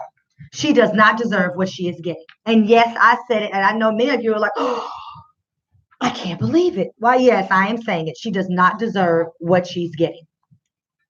Because here is what they say. And I feel like they put, I believe his last name is Mendoza. They put him up there with a smoking cap gun. Not a gun, just a smoking cap gun. I thought he sounded like a complete and total moron. He said he didn't like the picture that she took. So Chief U Renee Hall took a picture in some black combat boots, dressed all in black, with this kneel, one legs, erect, the other one where she's kneeling and the gun between her legs. I thought it was horrible. I thought it was absolutely horrible. It's a piss poor display. I thought it was bad. Okay, I really did. But to that end, I also thought someone should talk to her because the girl is from Detroit. I mean, we big D. We have a little bit more class and sophistication here. She from Little D. Just need to be treated like a little sister by Dallas. And somebody should talk to her where the Delta's at. And so I felt like, okay, she should not have done that. I spoke out against her showing up at the Q's picnic, the North Dallas Q's picnic. But, she's friends with Sean. And he went to Grambling and they're friends. And I'm sure he invited her out. And that's fine. Except for the fact that that was right after the Botham Jean murder. I did not think that was appropriate, and I spoke out about it. Before I got to this show, I was on my porch sipping tea with y'all, telling y'all she was there and how I thought that was a horrible display. It showed a certain lack of understanding for a community that was grieving and hurting. It was dismissive, and it was divisive. But I don't know that that was her point, because, again, she's from Little D, and, well, I mean, she's from Detroit. Maybe she just don't know no better. But what's happening now, it sounds very trite. It sounds like when somebody's mad at you in high school and they get people to get with them and then come to you and they show up at your locker and they ask you, now what you say? It was one of those kind of moments. It's some run tell that type of bullshit. So they don't like the fact that she took the picture. They didn't like that she took a picture with Dominique Alexander because he is with a Black Lives Matters group. I cannot stand people to say things that are stupid when they find themselves in a place of power. That is stupid. The Next Generation Action Network is not a Black Lives Matters group. It is not. What the Next Generation Action Network with Dominique Alexander is an organization that deals primarily with fairness and equity in policing, but they deal with an array of things. But it's not a Black Lives Matter group. Black Lives Matters is its own group. It's its own group. I have never heard anyone refer to a Blue Lives Matters type of group. It is what it is. So, I mean, to say that one begets the other is to diminish both of them simultaneously, which is, I believe, the point. What happens is when you effectively do that, then what you do is you say that people who speak out against the actions of the police, shooting someone 16 to 20 times unarmed, well, then you hate the police. That's stupid. But okay, let's say we do hate the police. All right, we hate the police. But what we're actually saying is we hate corrupt, crooked, divisive, racist, 3K card carrying police. Those are the ones that are hated, and they ought to be hated by everybody, because those kind of police do not have a monopoly on just killing Black people. They will kill Hispanic people. They will torment and harass women, because then they will attack all kinds of those persons classified as minorities. And you know who else they go after? Poor people. And poor does not have a monopoly on color. So if you're going to say that these kinds of groups and these people hate police, then what you're actually saying, then you have to go further and say, what kind of police do they hate? Because I certainly don't hate the police. And I've said several times that somebody break in my house, I'm going to show up, call 911 and expect to get me some help. Rightfully so. That is what your taxes pay for. I do not hate the police. I graduated from Paul Quinn College. I have several friends that served as marshals, police officers in DPD, and Dallas sheriffs. Several. I do not hate the police. I do hate that the police in Fort Worth would shoot an unarmed child. I hate that the police in McKinney would wrestle a girl in her bathing suit almost naked to the ground and then pull his gun on a child that's trying to assist her. I hate that. I hate that the police officer would shoot a man in his back and then plant the taser in his hand. And had it not been for someone shooting that in the bushes, he would have walked away. I hate that the police shot little boy in Bob Springs, Jordan Edwards, shot him in a car, killed him in front of his friends when they were attempting to leave. Can we not say that those are the kinds of things that we hate, or is that too much? Are we not supposed to have outrage about that? You ought to have outrage too. All the good white people ought to have outrage too. And the fact that you patting yourselves on the backs and watching Fox News and saying everybody else is crazy, well, then you're not good people. And yes, I have said it. Because again, we sit power to pour truth, and you are not a good person if you are watching Fox, if you are celebrating the orangutan running the 3-ring circus, and you are talking about Blue Lives Matter, and you see these people getting killed to death. You're not a good person. And so guess what? We hate you too. But I certainly do not think that Chief Renee Hall, I'm not even sure if she's been here a full year. She has not. She has not been here a full year, or certainly not in her role as the police chief. And when they said that crime is out of control, well, they all say that crime spikes in the summertime. That's what they say all the time. Okay, so crime spikes in the summer. She came out with her initiative. I have not read it. She came out with her initiative, and she said that she's doing it now because they've had such a spike in crime. Okay. Well, when he stood before in the press conference, he said that they need to get somebody in here who could do something right now with crime. Okay, well, now I don't know about y'all, but if we paying attention, they did this whole thing, and they had an interim police chief, and then they had the TC Broadnax, who was the city manager, hired Chief Renee Hall. All of that was a process that took time. Summer is upon us. It's like, summer's knocking at the door. We're about to let it in. How in the world are we going to get somebody in here that is going to help bring crime down in a matter of days? That's lunacy. That is the epitome of lunacy personified. So my grandmama said, if it don't make sense, there's a lie somewhere. So I don't believe him. And you had all of these sergeants standing out there. Let me tell you what else they said about why they should fire Chief Renee Hall. They said that they should fire her because she demoted a lot of the sergeants, the rank and file. Okay, well, here's the deal with the rank and file. When they came, they were very top heavy, which means you had a lot of people doing absolutely nothing, getting paid top money to walk around in their dress blues and be important, but they weren't doing the work. That's what that means. So she got rid of that, because you don't even need they get rid of that when they buy a company. They get rid of top heavy leadership in Fortune 500 companies. They do it in small little businesses. I've been there for the transition of 2 small businesses in healthcare. That is what happens. That's what everybody does. That she doesn't have monopoly on that. Then they said she dismantled the SIU. Let's talk about that for a minute. She dismantled the SIU because the Special Investigations Unit lied to her and told her during the shooting of Botham Jean, they said to her that it was a police-involved shooting. She trusted them to handle it. It was not a police-involved shooting. She was an off-duty cop who shot someone in their home, in their drawers, mind you, who was attempting to watch the game. It was not a police-involved shooting. It was an off-duty cop who shot and killed somebody at home. That's not the same, and it's not treated the same.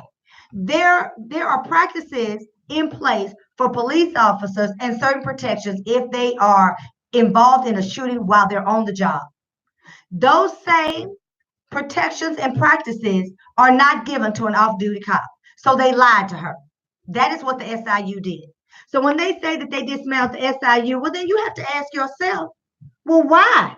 Why did she get rid of all of the SIU? The other thing they mentioned was the Citizens Review Board.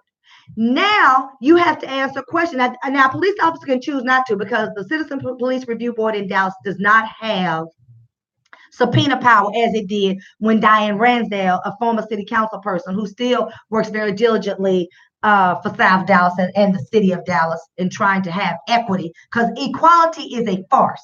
Equality is what gave us Brown versus Board of Education, and we have more segregated schools now than we had before federal legislation by the Supreme Court was enacted.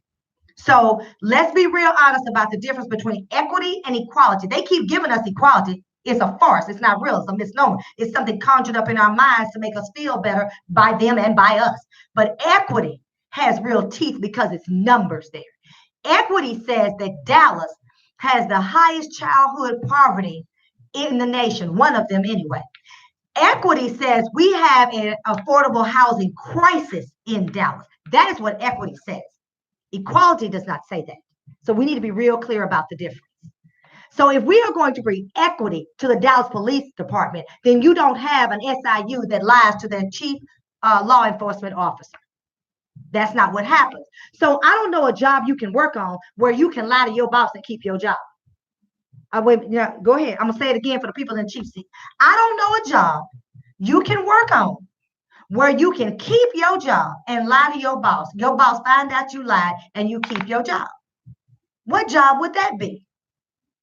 Texas, this is an at-will state, but the police officers and those persons that work for municipalities and work for state and federal government, there are more protections for them, oftentimes. I mean, it's almost like an act of Congress to get fired from the federal government. If you work for the IRS or something, it's like an act of Congress. Some people, that's why you can't never get nobody on the phone because they ain't there, they're not working. But I've digressed. But so with that being said, when you are an off-duty cop, you do not get those same rights and privileges. They lied. They lost their job. They were demoted. Well, that's what happens. The chickens always come home to roost. Sleeping dogs always wake up. Now, you can't get mad when the dog wakes up and he's hungry. You can't get mad when the chickens come home and roost and you got a bunch of eggs being laid where people can actually see what's going on. Crack it and see the color of the yolk. Remember we talked about that? The color of the yolk. When it's light yellow, it's not very good. It's not going to be nutritious. When it's dark yellow, it's high in nutrition, protein, and vitamins. Well, when your chickens come home to roost and they roosted and eggs laid and you get a light colored egg yolk, well, then now you know there is something afoot. Something is wrong somewhere.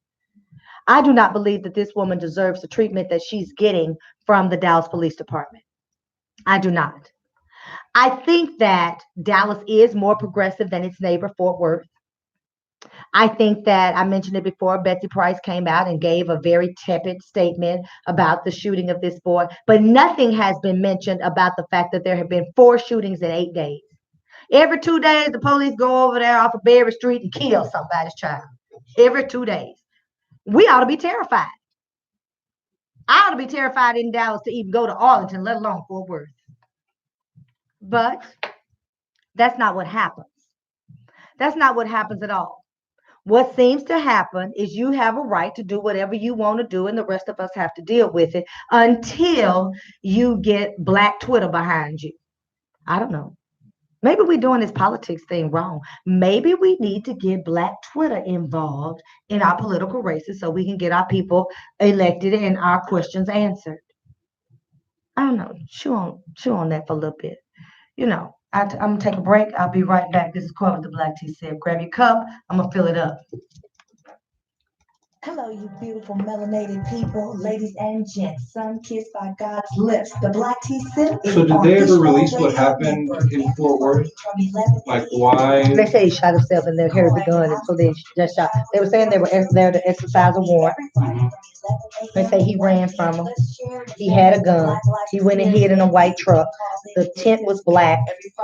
I couldn't see in on the camera, but I recognize the camera is not going to show with the naked eye. They say he shot himself in the head, and so they shot him because they couldn't see him shooting himself in the head. Hi, this is Tammy Campbell, founder. Really? That's what they're saying. Early Shop Teacher advances the knowledge of construction education to boys. What was the warrant for? Technology. This a felony. I don't remember. Aggravated assault. Early Shop Teacher for your STEAM projects. after-school programs, Girl Scouts, Boy Scouts, church events, and any other events you have in mind. The Girly Shop Teacher is changing instruction one girl at a time. Find us online. But if you don't see a person as a human being, you don't care. And Instagram, Girly Shop Teacher. Special thanks to Charles and Donna Jones for their generous donation to help further the education. You know, it weighs on us heavily. It weighs on us heavily. I'm not saying I'm gonna move or I'm gonna change it, It's but I guarantee that I'm just the point. it's heart wrenching, is what it is. No, for sure, for sure. I'm just wondering, you know, why I don't trust. What they say. Yeah. See, I just want to say I don't believe the coroner. He said he shot himself in the head. I don't know that I believe that. Yeah, because I can't imagine someone not for, you know, that high caliber. I don't know. Hello, all you melanated kids. Starting by God's lips. This is Corey. I'm sick of power and poor history. Go grab your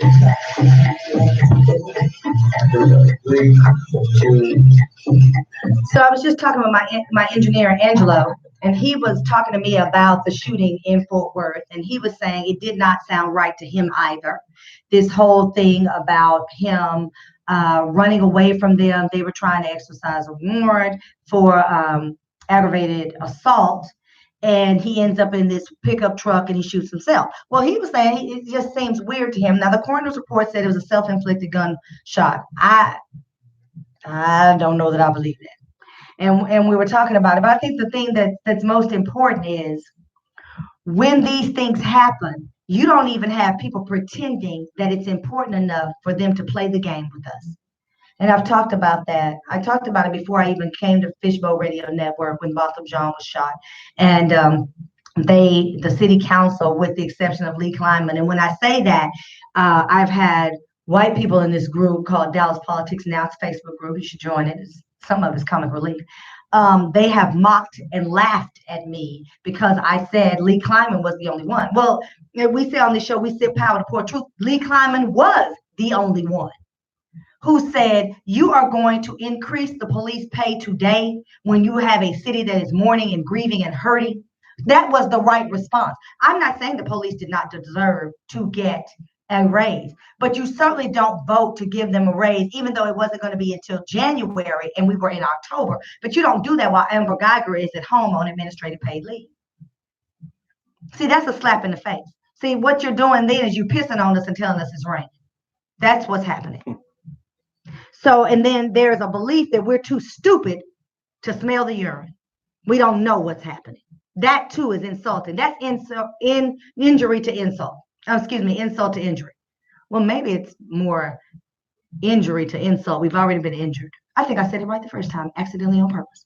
So I think when we have people like Betsy Price in Fort Worth, and we have a Black whole rank and file, if you will, in Dallas City leadership, and we are still wondering what's going to happen, that's sad. I started out talking about when they see us.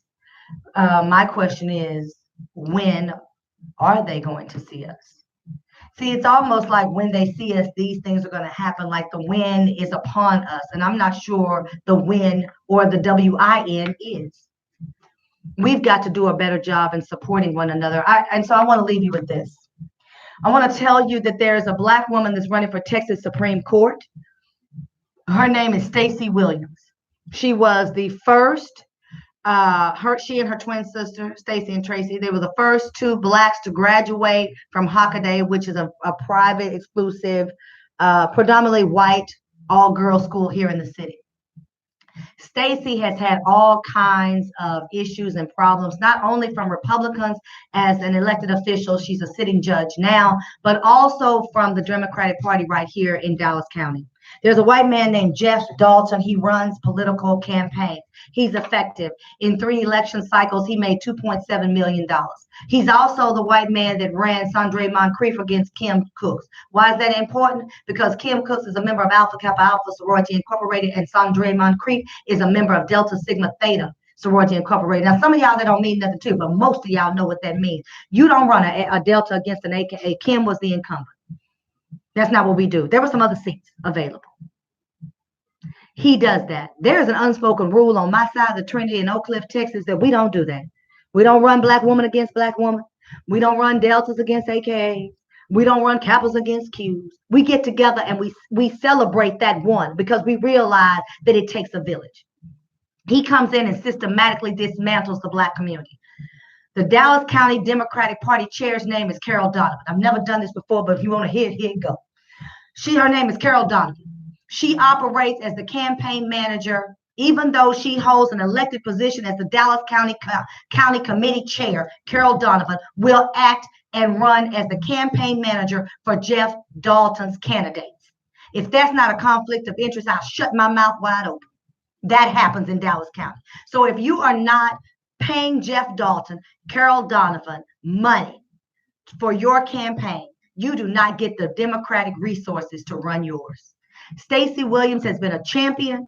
She has worked diligently. She has fought them. They have sued her. She has won, and she continues to fight the good fight. And she is running for Texas Supreme Court, and we have never had a sister to sit on the court.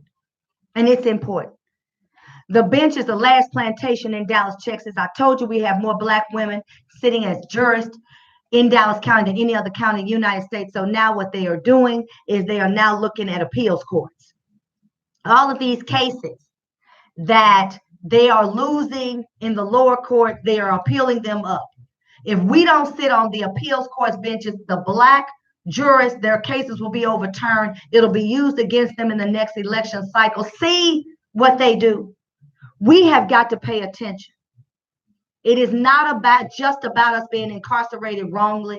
It's about not getting a fair shake it out. It's about a trucking company mowing you down and you get to court and you don't have the right lawyer because the judge that's sitting there is friends with the opposing counsel and not your lawyer. And so you don't get paid anything and you are broken and battered.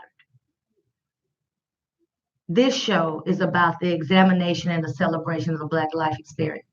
When They See Us have shaken me to my core, but I remember it as a little girl. I remember when there was a documentary in 2012, and now here we are, and we're looking at some justice. People losing their jobs, hopefully having to pay back the money. But most importantly, what it's about is a reminder that it could be any of us anytime. And we need to stop the divisiveness between us. That old saying that it is not, I am because we are, that's real. That's where we should be. I am because we are. There are a lot of things that put us in jeopardy in the state of Texas. There are a lot of things that put us in jeopardy throughout these United States because we got an orangutan running a 3-ring circles from the Oval Office. What I am telling you is When They See Us is just one example of them not seeing us in any capacity. This is Coy with the Black Tea Sip. I'm encouraging each one of y'all who can hear my voice, who can see me on Facebook, to join the YouTube channel. Facebook and Instagram have repeatedly cut me off. I did not play any music today because I wanted to see if there really was a problem with the music, and my show was still shut down. I believe that this is a way to censor me because I am talking about the things that matter to you and me, our children and our grandparents. And I hope today I filled your cup up. But more importantly, go to the YouTube channel. Google seems to be treating me better than Facebook and Instagram. So if you go to the YouTube channel Black Tea Sip and you subscribe, you'll know. And we're gonna try to direct traffic there. This is Coy with the Black Tea Sip. I hope you've enjoyed me today. I've enjoyed you. We'll do it again next week. And you can always watch the archives, Facebook, and I'm encouraging you to go to YouTube because YouTube didn't cut me off today. You see, Facebook did. At least how many times, Angelo? Once or twice, yeah, 2, At least twice. I think about 4, but maybe I'm exaggerating. All right, I'm gonna get out of here. I hope you enjoy your weekend. Y'all stay safe, stay black, and stay empowered. This is Coy with the Black Tea Sip. Get your cup next Friday. I'm gonna fill it up. Love, peace, and hair grease, and I'm out. This is Dr. Lewis. Catch my show, the Dr. Fred Lewis Show, every Saturday, 10 a.m. to 11 a.m. You'll be able to hear news and views, and we want to hear from you. Log in on Saturdays in the Grace Train, 10 a.m. to 11 a.m. When it's time to advertise your company, business, product, service, and pushbullradio.com, the largest personality-driven internet radio network in the world, operating 24/7 with over 100